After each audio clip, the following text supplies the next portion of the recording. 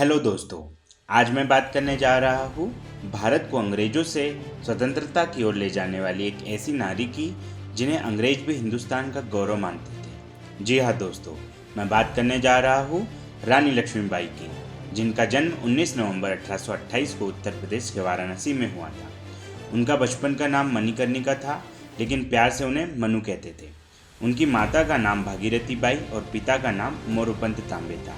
उनके पिता एक मराठी थे और मराठा बाजीराव की सेवा में कार्य किया करते थे। दोस्तों, जब लक्ष्मीबाई 4 साल की थी तभी उनकी माता का देहांत हो गया, और क्योंकि घर में देखभाल के लिए कोई न होने के कारण उनके पिता उन्हें पेशवा बाजीराव के दरबार में ले जाने लगे। वहाँ सभी लोग मनु को उनके चंचल स्वभाव को देखते हुए छबीली कहकर बुलाते थे। लक्ष्मीबाई बचपन से ही शास्त्रों और शस्त्र दोनों में ही पूर्ण तरीके से निपुण थी। सन 1842 में लक्ष्मीबाई का विवाह झांसी के मराठा शासित राज्य गंगाधर राव नावलकर के साथ हुआ और वे झांसी की रानी बनी, लेकिन झांसी में उन्हें एक नया नाम दिया गया, लक्ष्मीबाई। सन 1851 में लक्ष्मीबाई ने एक पुत्र को जन्म दिया, लेकिन 4 महीने की छोटी सी आयु में उनके पुत्र की मृत्यु हो गई। इस सदमे के कुछ ही दिन बाद से पति गंगाधर राव की तबीयत भी खराब होने लगी, जिसकी वजह से उन्हें दत्तक पुत्र लेने की सलाह दी, जिसका नाम दामोदर राव रखा गया, और 21 नवंबर 1853 को राजा गंगाधर राव की भी मृत्यु हुई। दोस्तों, मैं आपको बता दूं, ब्रिटिश शासन के तहत अगर किसी भी राजा का कोई वारिस नहीं होता था तो उनका सारा राज्य अंग्रेज हड़प लिया करते थे, और राजा गंगाधर राव के जाने के बाद ऐसा ही हुआ।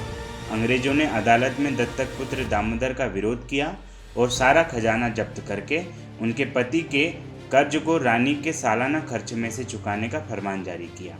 इसके परिणाम स्वरूप रानी को झांसी का किला छोड़कर रानी महल जाना पड़ा, पर रानी लक्ष्मीबाई ने हार नहीं मानी और झांसी की रक्षा करने का निश्चय किया। झांसी 1857 का एक प्रमुख केंद्र बन गया था, जहां हिंसा भड़क रही थी।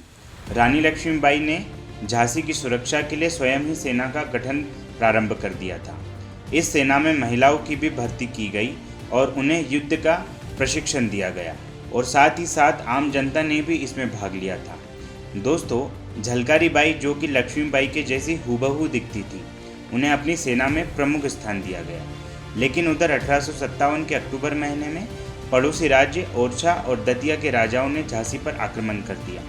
लेकिन ये जंग तो रानी ने जीत ली, पर 1858 के जनवरी महीने में अंग्रेजी सेना ने झांसी की ओर बढ़ना शुरू कर दिया और मार्च के महीने में सेना को घेर लिया। 2 हफ्तों की लड़ाई के बाद ब्रिटिश सेना ने शहर पर कब्जा कर लिया, परंतु रानी वहां से बचकर निकल गई और कालपी पहुंचकर तात्या टोपे से मिली। तात्या टोपे और रानी की सेनाओं ने ग्वालियर के विद्रोही सैनिकों की मदद से ग्वालियर के एक किले पर कब्जा कर लिया, और बाद में इस लड़ाई में बाजीराव के वंशज अली बहादुर ने भी लक्ष्मीबाई का साथ दिया था, क्योंकि रानी ने अली बहादुर को राखी बेचकर अपना भाई स्वीकार किया था। पर आखिर में 18 जून 1858 को ग्वालियर में अंग्रेजों की सेना ने उन पर पीछे से वार किया।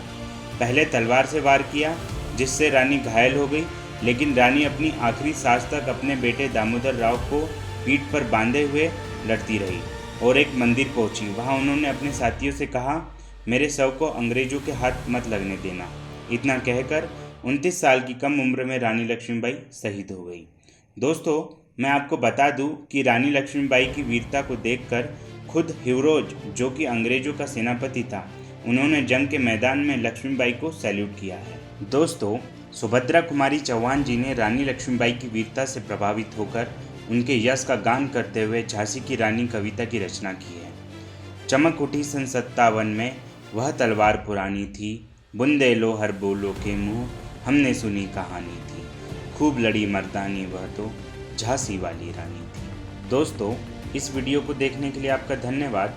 आप इस प्रकार की और वीडियो देखना चाहते हैं तो चैनल को सब्सक्राइब करके और बेल आइकन को प्रेस करके नोटिफिकेशन ऑन कर सकते हैं। साथ ही वीडियो को लाइक करके हमारा मनोबल बढ़ा सकते हैं।